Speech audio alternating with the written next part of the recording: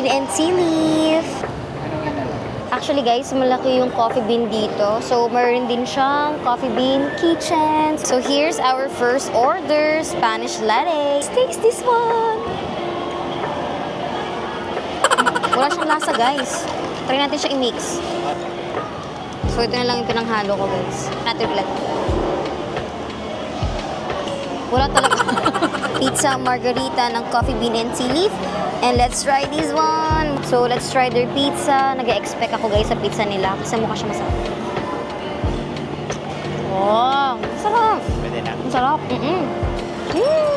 Masarap. Guys, as per my husband, lasa siyang Italian pizza.